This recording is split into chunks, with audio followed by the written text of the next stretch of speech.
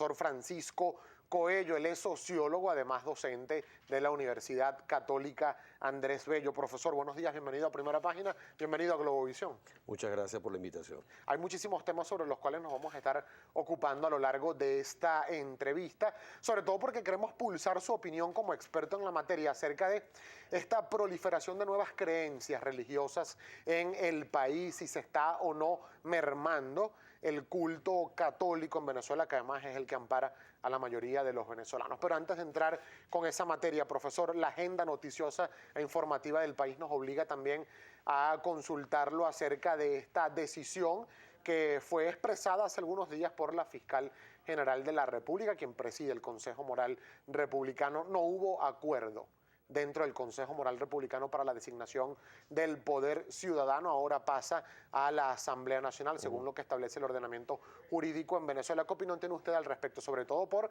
la necesidad que tiene para la nación la designación de un nuevo fiscal, un nuevo defensor del pueblo y un Contralor General de la República, que ya tiene en mora esta designación. Bueno, este tipo de situaciones son señales de lo que ya venimos padeciendo en el país hace algún tiempo, y que es preocupante, que es el tema de una debilidad institucional muy grande. Es decir, el país en este momento necesita reinstitucionalizarse para beneficio de todo. Esto no es un asunto de favorecer a un bloque político u otro, sino que no importa la posición política que se tenga como ciudadano, tú necesitas unas instituciones sólidas, creíbles, confiables, y eso se nota en las encuestas, se constata en la conversación con la gente de a pie.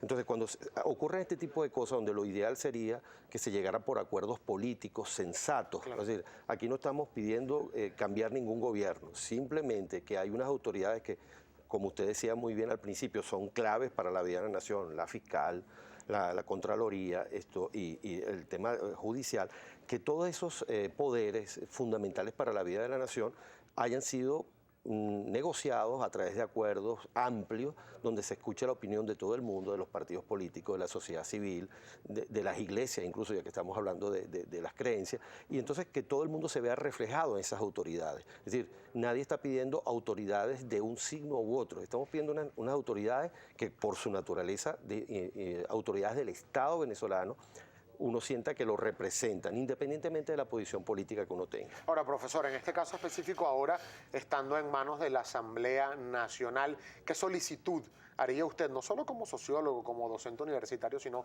como ciudadano venezolano? Porque van a tener 30 días continuos, es decir, es un lapso bastante corto. Desde el Parlamento aseguran en la directiva que este mismo mes de diciembre van a dar ya los nombres de los nuevos integrantes del Poder Ciudadano, a la par de que en paralelo va también la designación de los magistrados al TCJ y los nuevos rectores del Consejo Nacional Electoral. Bueno, la recomendación es volver a las prácticas básicas de la política. Es decir, la política implica conversar, hablar, negociar, incluso debatir. Debatir incluso con fuerza, con firmeza, pero dentro del marco de las cosas posibles y creíbles para una sociedad. Entonces, una vez que se dé la natural dinámica de un parlamento, sería perfecto que ahí se llegara a un acuerdo. Lamentablemente, uno hasta ahora ha visto muy poca disposición para conversar, para hablar, lo cual es una contradicción, porque por eso se le conoce a la Asamblea como parlamento, es decir, con el lugar donde se habla. Porque además que es el foro político de diálogo natural, por tradición. Exactamente, donde la diversidad no tiene que ser ningún delito ni ningún crimen, sino todo lo contrario, es decir, es bienvenida la diversidad. Entonces, bueno, sensatez política. Eso es lo que uno hablando de diversidad, profesor, y entrando sí ya en materia, yo estuve revisando algunas estadísticas y se habla de que cerca del 94% de la población venezolana se confiesa como de religión católica. Sin embargo, hay cifras que manejan participantes de otros credos religiosos que dicen que eso ha venido en franco descenso aproximadamente desde la década de los 80, exactamente año 87, 88, cuando empezaron a penetrar nuevos cultos religiosos en Venezuela, y nos referimos específicamente a las iglesias protestantes, las iglesias evangélicas. ¿Qué opinión tiene usted al respecto? ¿Cómo está actualmente, y más allá de hablar de cifras, la confesión religiosa en Venezuela? ¿El venezolano practica la religión? Bueno, efectivamente, los venezolanos somos un pueblo muy religioso, con convicciones, pero efectivamente somos un pueblo con bastante sincretismo cultural, entonces es muy común en nuestras familias tener en principio preferencias religiosas católicas, pero eso puede combinarse con prácticas religiosas de otro tipo, ¿no? Es decir, perfectamente común que de repente en una misma familia tú puedas tener personas que simpatizan con la santería o con el catolicismo o con ambas. Eso no es algo extraño, nosotros somos bastante flexibles en ese tema. Ahora, con respecto a este fenómeno que usted cita, que es más reciente, que efectivamente se empieza a sentir con claridad a mediados de los 80, ahí sí hay una fuerte, vamos a llamarlo así, una competencia. Es decir, en la sociedad hay competencia no solo en el mercado, sino también podríamos llamar el mercado religioso. Bueno, es que de hecho es una práctica de mercado. Exactamente. Entonces, los grupos evangélicos efectivamente han tenido una presencia importante, no solamente en Venezuela, sino en toda América Latina.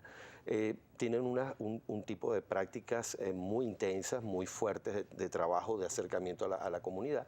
Sí, evidentemente, uno percibe que en las personas que se confiesan católicas, en muchos casos hay una actitud más bien ritualista, ¿no? Es decir, voy a una boda, asisto a un matrimonio, tal, o vamos a una misa porque lamentablemente falleció alguien. Pero efectivamente uno percibe que en muchos aspectos, una gran parte de la población que se denomina católica es una práctica más bien ritualista y no tan llena de contenido religioso.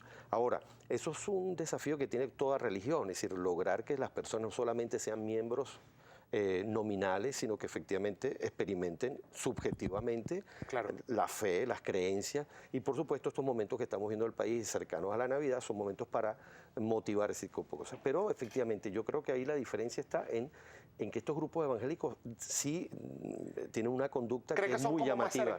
Más cercanos a la individualidad, a la persona, involucran mucho más en actividades. Y le hago esta pregunta, profesor Cuello, porque cuando hablamos de esta cifra de que cerca del 94% de los venezolanos se confesaba católico, prácticamente se dice, una de las críticas principales es que es una confesión de palabra, pero en la práctica es menos del 10%, cercano apenas al 7% quienes se confiesan realmente practicantes habituales del credo católico, lo que sí no pasa en confesiones como por ejemplo la evangélica, que sus participantes son habitualmente activos en la práctica. Sí, bueno, ahí hay dos cosas. Primero, que efectivamente los grupos evangélicos transmiten una señal de militancia, de compromiso, que es bastante fuerte.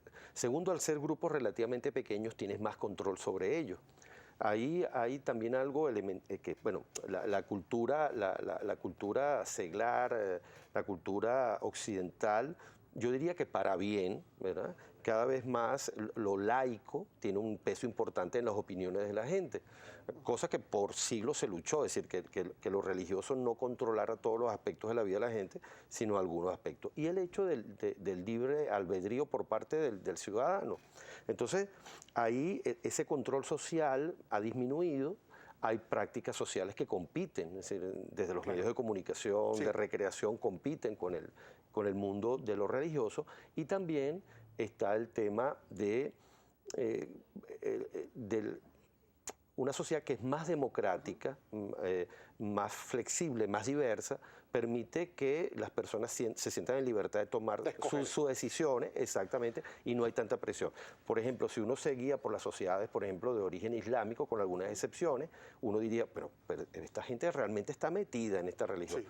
Probablemente sí, pero también porque son sociedades muy poco democráticas, con un alto control social sobre la gente, y la gente siente que realmente la están presionando para que vaya en una dirección, lo cual no es muy deseable.